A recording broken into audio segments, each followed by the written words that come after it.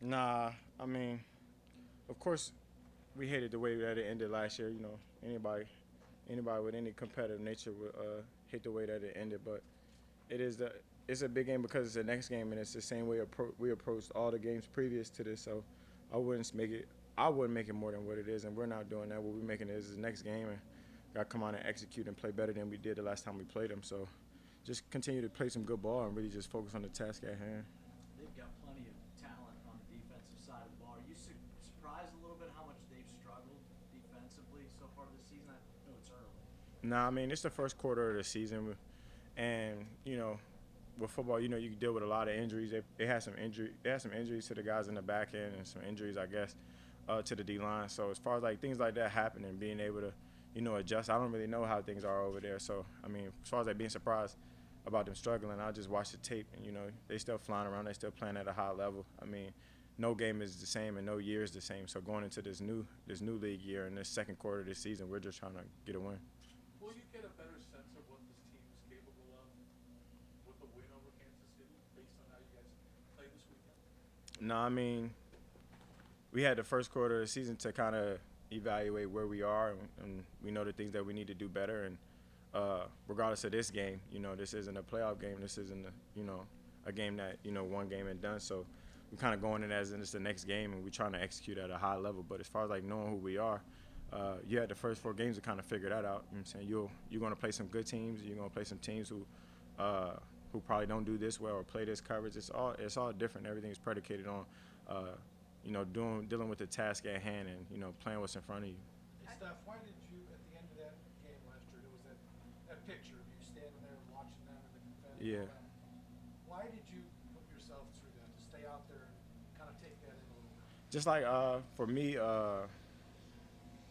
just for reasons that's like, you put a lot of effort, you put a lot of time into your craft. A lot of my time goes into things that I love, and I love this game. So as far as like being in a moment and embracing that the things don't go your way and you kind of still got to deal with them. You know what I'm saying? I didn't want to run from defeat. I've lost before, and I'm still look at it in the same way. You know what I'm saying? I'm gonna keep my chin up and I'm gonna keep my head high. So for me, I just feel like you be still, you be in it, you embrace the moment, take it for what it is, and move forward. So for me, I took that as a moment as you came up short, get back in the lab, and you got to get back to the grind. So with that in mind now, going back to the same place 10 months later, what is that stirring in you to go back to that place now?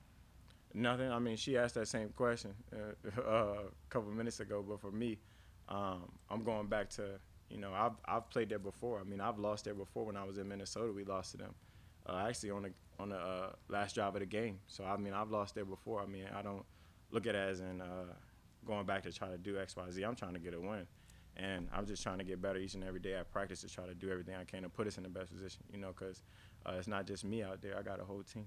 Based on the first four, based on the first four games and what we've seen from this team, do you feel that on offense this team is better prepared given how the defense is playing? Um, I mean, that's a hard question because every like I can kind of say every year is different. This year our defense is playing crazy. I'm saying like, but it's not just them. We have a good special teams unit. We got a good solid offense. So everybody's playing it cohesive, and you're trying to play three phases of football. You play good in all three phases. You'll damn sure you'll for sure get a win. You know what I'm saying? But for us, when they getting turnovers and when they flying around like our biggest job on offense is to capitalize on those turnovers. Like you don't want to have no empty turnovers. Guys get a pick or have a forced fumble, and you don't get any points from it. So for us, I mean, that's kind of hard question to answer. To Stefan, go back to that picture and staying on the field for a bit, have you always had that approach of I want to soak in this moment, or when did that start?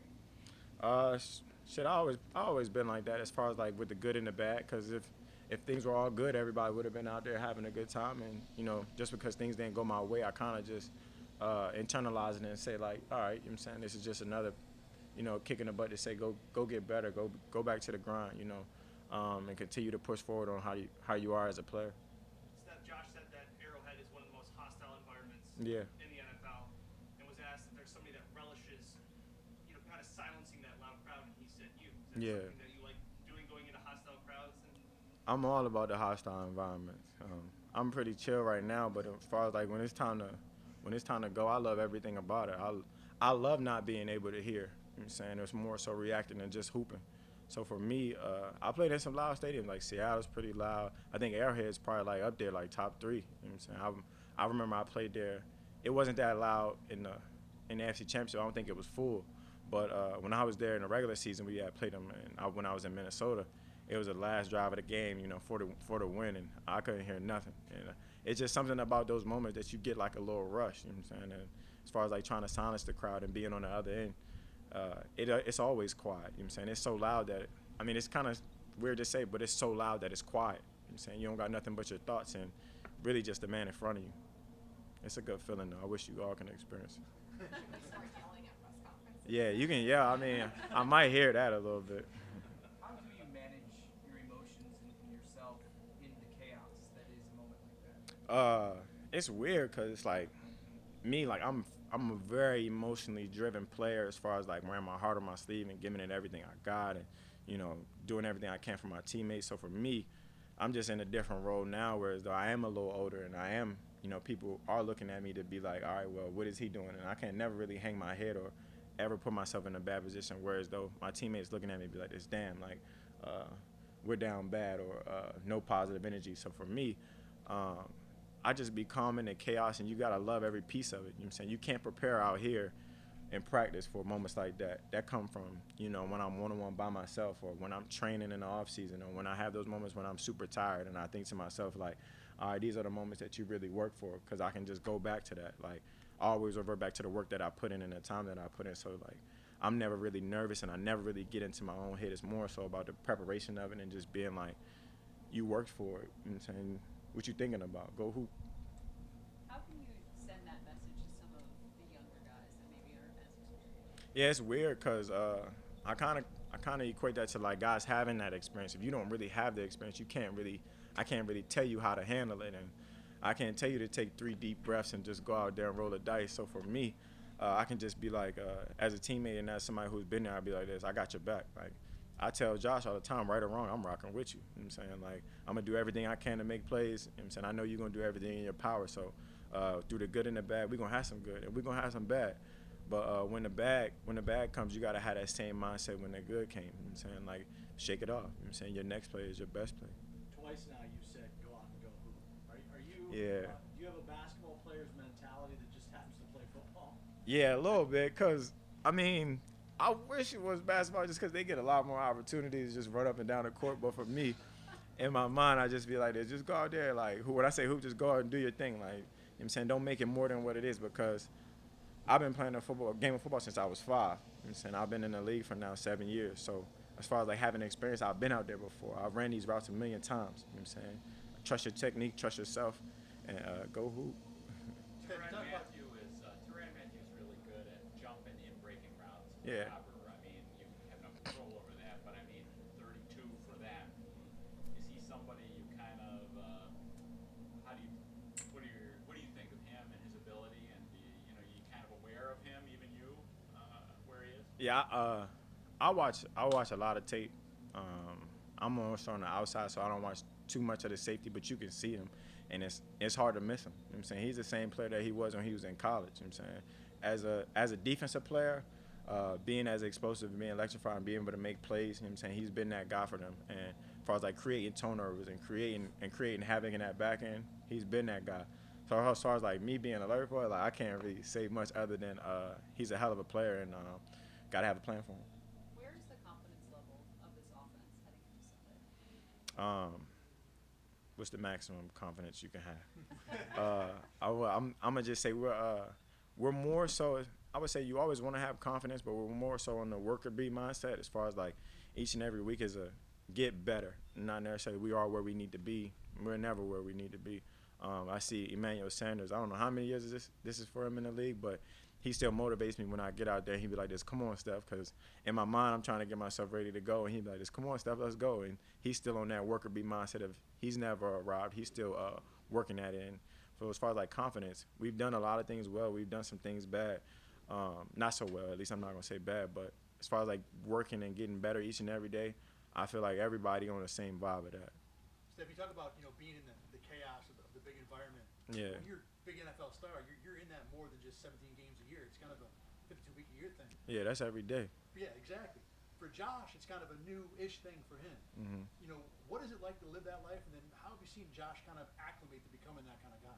It's kind of weird. I think just for everybody, it's different, and how you handle yourself is like you are who you are. Like you're gonna be who you are without, you know what I'm saying, without the attention or with the attention. So for him, I feel like he's been a hell of a player, and he's always been that player that's been super hard on himself. So as far as like having that group of guys around him and those teammates that's gonna uplift him and not tear him down, you know what I'm saying? When good things happen, you know what I'm saying, we got your back, and when bad things happen, we really got your back now because, you know what I'm saying, I'm always gonna fight for my guys. So for me, I feel like he's handled himself extremely well. You know what I'm saying? He's played some hell of a ball. He still throws the ball extremely well at a high level. He still can run. You know what I'm saying? He can do everything he wants to do. So I feel like he's handled it pretty well, but we're all human at the end of the day. You know what I'm saying, even myself. So I gotta get adjusted a little bit too. Hey Steph, after on Sunday's game, Josh Allen was mic'd up, and at the end of the mic'd up piece, there's a clip of you going up to him saying that you love him, and he says it back to you. Oh, that's I was about to say something, but that's so soft. Well, no, I mean, how you say you wear your emotions on your sleeve, Hmm. and you're an emotional player.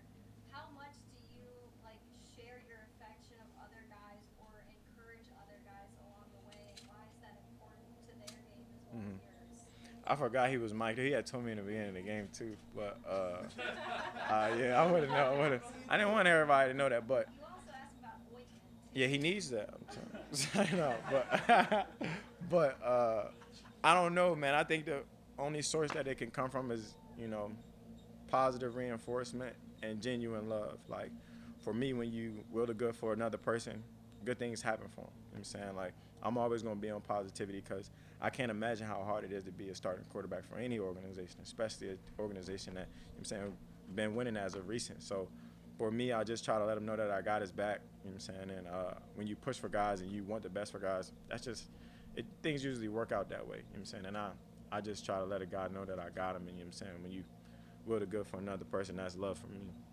There was also a quick video that the team put out, and it looked like you were having a good time. What was the Where? stop go thing when you were going back in the Oh, huddle? oh yeah. We were playing red light, green light, and we were supposed to rehearse it for a touchdown, but uh, we just decided to play it when I don't know. I think we were winning, but it was from Squid Games. If you haven't seen Squid Games too, it's not bad. It's not a bad show. Yeah, but Squid Games didn't create red light, green light. Red light, green light created Squid Games. Yeah. Thanks, guys. Thank you.